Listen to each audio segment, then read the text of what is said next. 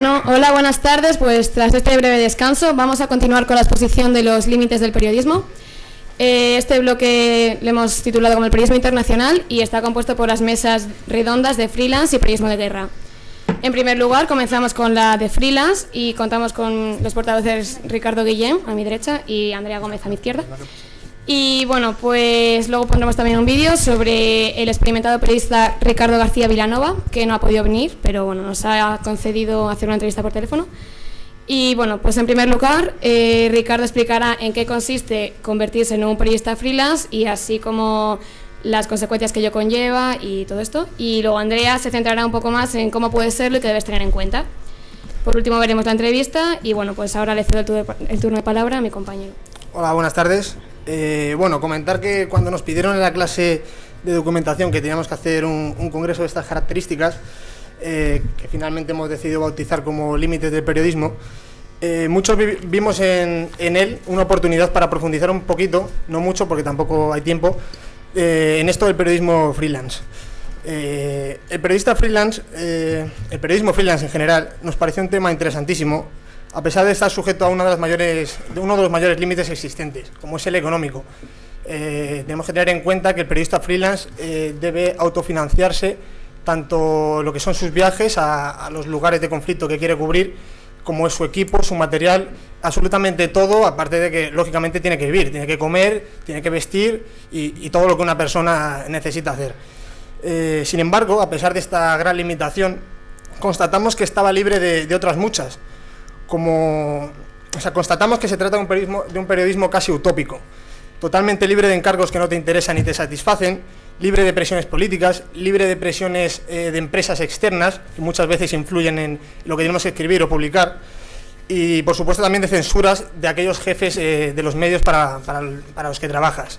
Hace poco estuvo aquí David Jiménez, corresponsal en Asia, y decía que él lo primero que aconsejaba era alejarse de esos jefes mediocres que te hacen la vida más difícil y te incapacitan para desarrollar ese periodismo que a lo mejor quieres desarrollar.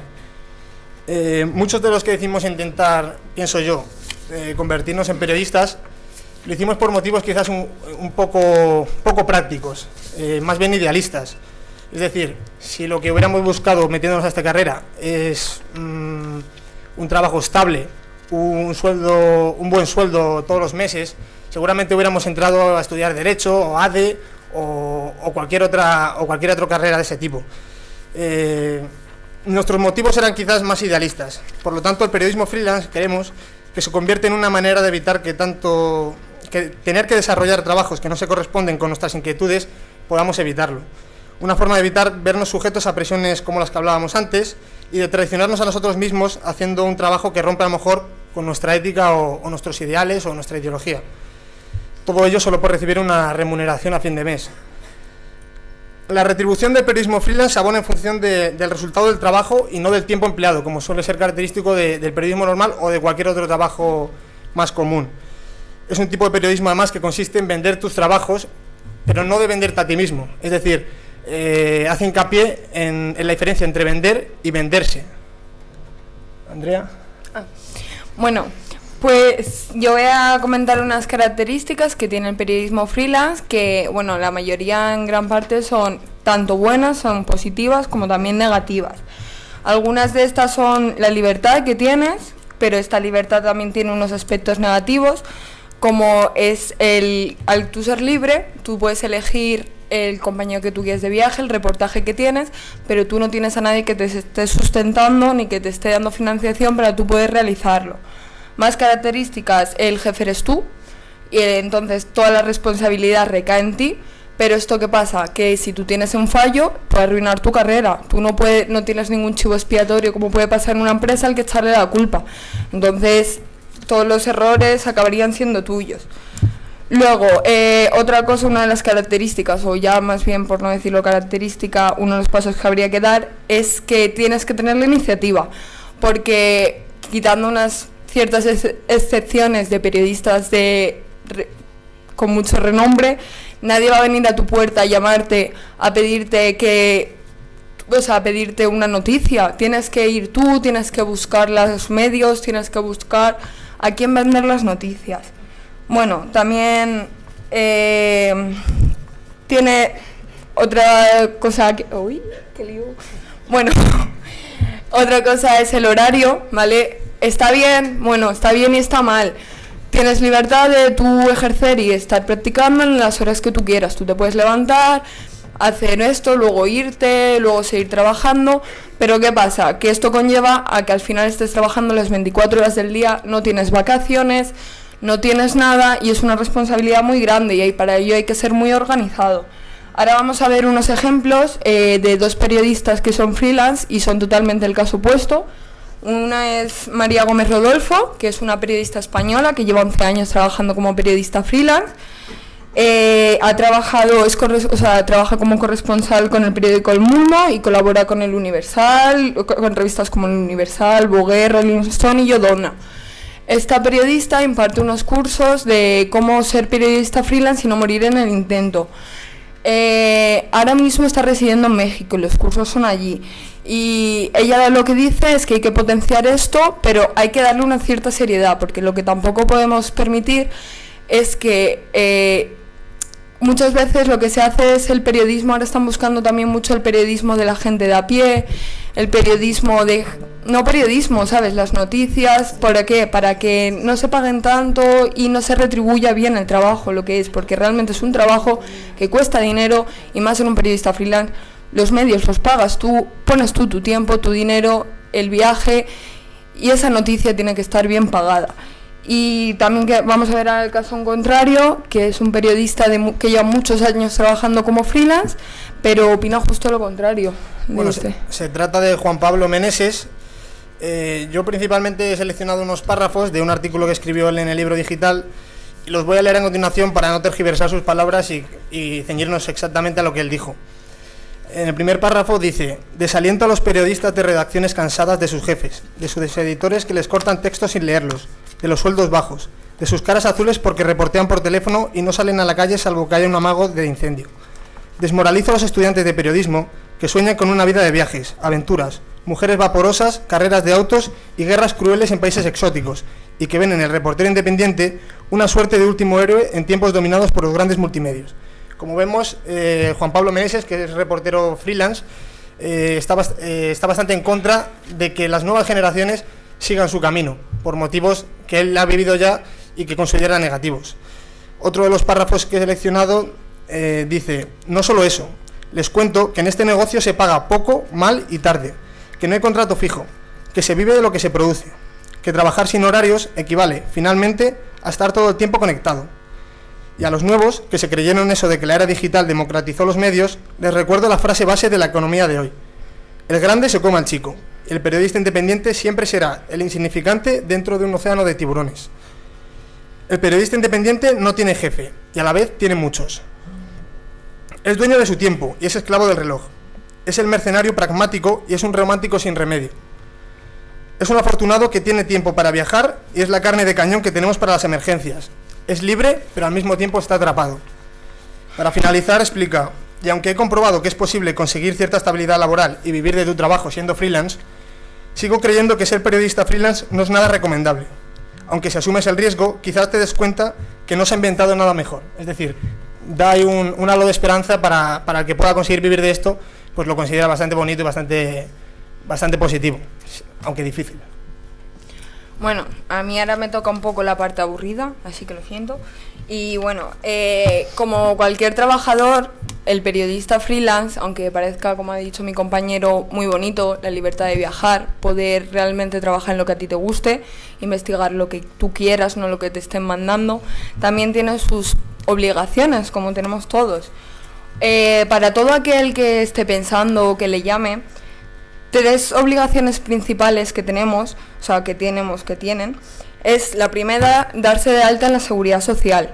Esto pueden hacerse siempre y cuando lo que percibamos al mes sea menor que el salario interestatal fijado. Pero luego también hay que darse de alta en Hacienda y como autónomo y también hay que declarar los impuestos y pagarlos como bueno, eso. Y bueno, ¿qué pasa? Que en internet hay muchas informaciones falsas, como sabemos, y muchas informaciones que dicen que estos periodistas pueden no tener que darse de alta ni en la Seguridad Social ni en Hacienda. ¿Por qué? Porque no recibirían un salario que les diera para vivir, pero también hay que decir que mejor es cumplir la ley y aprovecharse de muchas leyes, como es la ley de emprendedores, que lo que hace esta ley es que a los beneficiarios, que son los hombres menores de 30 años, las mujeres menores de 35 y las personas discapacitadas con un 33% más, que no tengan trabajadores a su cargo, estas personas podrán rebajar lo que tengan que pagar. Bueno, y luego también está lo de la exención del IVA. Todos los textos que sean escritos, ya sea en una publicación digital o en una publicación impresa, estos textos no tendrán que, tienen la exención del IVA. No pasa lo mismo con los medios digitales o con un vídeo o con las colaboraciones en la radio, que estos sí que tendrán que pagar el IVA, y bueno, y los escritores tampoco. Ahora voy yo, ¿no? Vale. Bueno, a pesar de ser un trabajo un poco característico, con características un poco especiales, también como otro trabajo tiene sus derechos y obligaciones. En la parte de los derechos, que es la única que vamos a abarcar por falta de tiempo, estarían los derechos de propiedad intelectual, que podemos dividir en dos grupos: los derechos patrimoniales y los derechos morales. Por un lado, los derechos patrimoniales son aquellos que están en relación con la utilización y reproducción de la obra, pudiendo ser cedidos a terceros, lo que habitualmente se realiza a cambio de una retribución económica, es decir, vender tus trabajos a otras empresas o a otros editores. Y luego lo que son los derechos morales, que por el contrario no son susceptibles de cesión a terceros, ya que se trata de los derechos inherentes a la autoría de la obra, como el derecho a reivindicar dicha autoría y el derecho de oponerse a modificaciones de la misma, es decir, de oponerte a modificaciones de tu trabajo tal y como está. Y luego, pues, también decir que hay un gran peligro en estos periodistas, que es que muchas veces, al empezar, no conoce sus derechos. Y dos derechos fundamentales que creemos, que hemos seleccionado, que creemos que se debe conocer, es uno de ellos, que pueden explotar su obra con total libertad, siempre y cuando no interceda con la explotación de ese trabajo vendido a otra empresa. Es decir, tú le vendes un trabajo a una empresa, esa empresa lo explota, pero tú por tu cuenta también puedes explotarlo siempre y cuando los intereses no se crucen. El segundo derecho importante también es que una vez cedida una obra tuya a un medio, si este es de publicación diaria, si el medio es de publicación diaria, si pasado un mes no se ha publicado, es decir, ese medio no ha hecho ejercicio de ese trabajo que le has vendido, pues pierde ya pierde la capacidad de publicarlo, es decir, por lo menos legalmente. Eso es en la publicación, eso sí, el medio es de tirada diaria. Si es una tirada semanal o mensual, el límite para explotar ese trabajo que te ha comprado sería de 6 meses. Si pasado esos 6 meses no lo ha explotado, a pesar de que a ti te haya pagado y que tú te sigas quedando con el dinero, ya no podría hacerlo más. Yo ahora voy a explicar un poco unas plataformas que son muy útiles para estos periodistas. ¿Y qué pasa? Tradicionalmente los periodistas freelance lo que han hecho es correr por su cuenta, sin estar sujetos a nada, pero desde ahora con la crisis sobre todo del periodismo, con los 11.000 puestos de empleo destruidos desde el 2011, el 50% de paro, cada vez más periodistas están optando por esta manera de trabajar, el trabajar de manera libre. Entonces, ¿qué pasa? Que cada vez se están creando más comunidades y plataformas dispuestas a ayudarlos. En el 2013 salieron 5, que son la verdad que son muy útiles y que bueno, las voy a nombrar así un poco por encima y os las explico. La primera es StoryHunt, que es sobre todo para medios audiovisuales. Consiste en que periodistas y fotógrafos suben sus vídeos, suben historias, pero tú a esta plataforma solo puedes acceder pidiendo una autorización y demostrando que tú eres periodista, fotógrafo o que eres un editor para comprarlas. Entonces, ahí se mete esa gente, los que hacen los vídeos los cuelgan y el que quiere lo compra. Hay luego bastantes, por ejemplo, Newsmodo y Asignamint son bastante parecidas, consisten en parte en ayudar a organizar el trabajo, en ayudar en los pagos, porque en estas webs se pueden recibir, se pueden tramitar todos los pagos. se organizan las tareas, los contratos, subes... Vamos un poco mal de tiempo, pero bueno, luego si tenemos más lo continúas diciendo. Vamos a pasar ahora con la entrevista del invitado Ricardo García Vilanova, que bueno, lleva 15 años trabajando en esto del freelance y también es fotoperiodista. Y bueno, últimamente ha salido mucho en los medios porque ha sido secuestrado en Siria por un grupo vinculado a Al-Qaeda, junto con Javier Espinosa, que es reportero del Mundo. Y bueno, pues hoy nos cuenta cómo fue su experiencia y cómo es vivirlo allí y contarlo desde allí. Así que vamos a ver el vídeo. La liberación de los periodistas españoles secuestrados en Siria, el periodista del Mundo, Javier Espinosa, y el fotógrafo Ricardo García Vilanova, que fueron secuestrados hace 6 meses, han sido liberados anoche y se espera su llegada a España en las próximas horas. Así lo publica El Mundo, que explica cómo el propio Javier Espinosa llamó a la redacción este sábado por la noche para decir que estaban en Turquía, que ya eran libres y que se encontraban bien. Los dos habían sido capturados el pasado 16 de septiembre, cerca de la frontera de Siria y Turquía, cuando trataban de abandonar el país tras 2 semanas cubriendo el conflicto. La noticia del secuestro no se hizo pública hasta el 10 de diciembre por expreso deseo de las familias.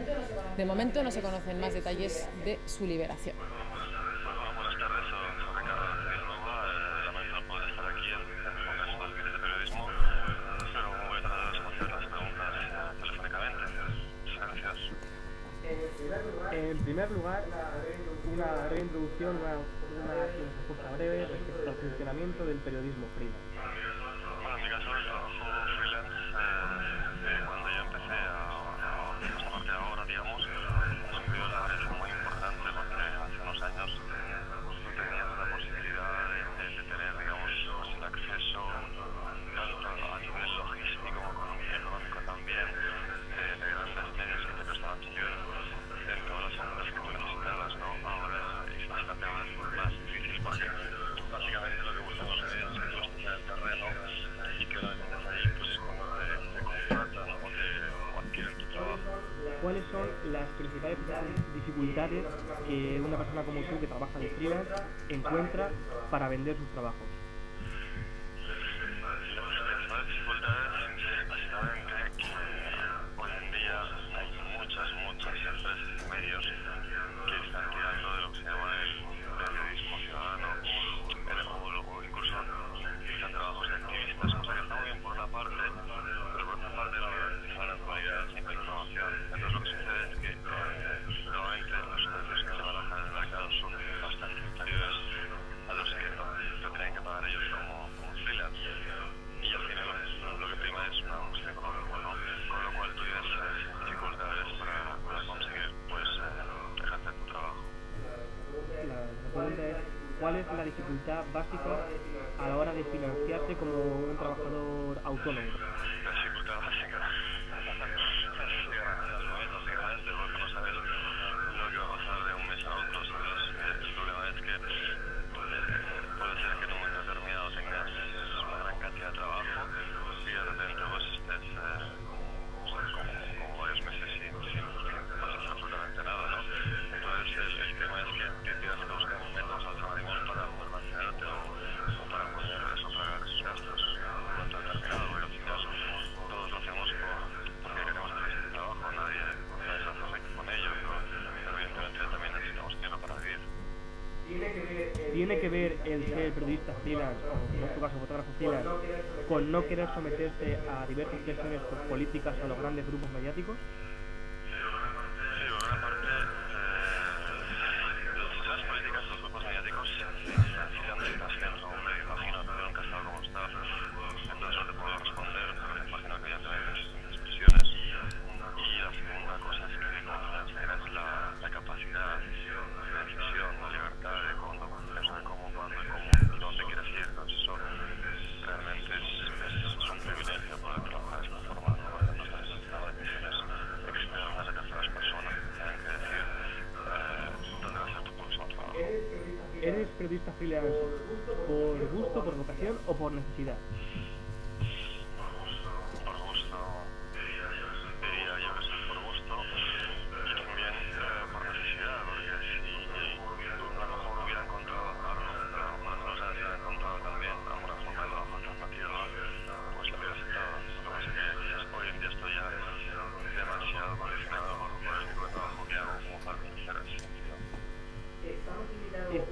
planteado un periodista freelance que un periodista convencional de agencia o de cualquier medio grande? Sí, un periodista freelance por supuesto está mucho más limitado, muchísimo más limitado que un periodista, porque tú al fin y al cabo como freelance tienes que pagar con todos los gastos de lo que hacer la cobertura, y no solamente eso, es que haces de logista, haces de fotógrafo, haces de agente, o sea, tienes una serie de funciones con las cuales pues tienes que lidiar y tienes que saber hacerlo, porque es que al final no es para nada que tú vayas a un sitio determinado y después esas fotos no se publiquen, porque al final el sentido que tiene todo el trabajo es que dar difusión a eso, ¿no? Y si eso no lo consigues, pues al final, bueno, ¿qué hace sentido? ¿La sugerencia en zonas de conflicto volvería a realizar un trabajo de freelance en países en guerra? Sí, claro, por supuesto, lo estoy realizando. ¿Crees que el periodismo freelance a día de hoy está bien visto socialmente? No tengo ni idea, la verdad, esa pregunta no sabría qué decirte, porque tampoco me preocupa saber la percepción que tienen las personas sobre nuestra profesión. No sé qué responderte, porque los medios que tenemos con el que vayamos son, como digo, bastante inferiores a los que pueden tener grandes corporaciones o grandes periódicos, ¿no? Y yo creo que en ese sentido pues es loable que haya gente freelance que sea capaz de gestionar sus trabajos y de ir a determinados países y desarrollar sus coberturas. ¿Qué debe hacer una persona que culmina sus estudios y desea ser periodista freelance? Bueno, no hay una página para allá, al final es como los cambios que se pueden intervenir. Pues evidentemente la tenacidad, la suerte y otros factores. Pero creo que la forma más, digamos, más acertada sería hacerlo de una forma progresiva y de forma escalonada. O sea, es decir, de repente ves a gente que no aporta con experiencia, ¿no? Y se van a determinados países con conflictos. Esa no es, yo creo, la forma de empezar, porque para llegar a determinados sitios o a hacer determinadas coberturas tienes que tener la experiencia general de los 7 años. ¿A día de hoy crees que el periodismo freelance es necesario en el ámbito del periodismo general? Sí, a día de hoy yo creo que justamente el periodismo freelance puede asegurar la no imparcialidad o la que puede hacer de los medios. Ajá. ¿Cómo conviven en zonas de conflicto los periodistas freelance con las personas que se dedican a grandes medios, a grandes cadenas o agencias de periodismo? Hay de todo, básicamente puedes encontrar oficinas fantásticas que te ayudan y que te dan todas las facilidades que pueden ser pues que hacen Lazio, Javier, Felix o muchos otros, y después puedes encontrar con otros que se están peleando la cosa en ese sentido. ¿Cómo un periodista freelance consigue los contactos necesarios, el material necesario para hacer un gran reportaje sin el apoyo económico de un gran grupo de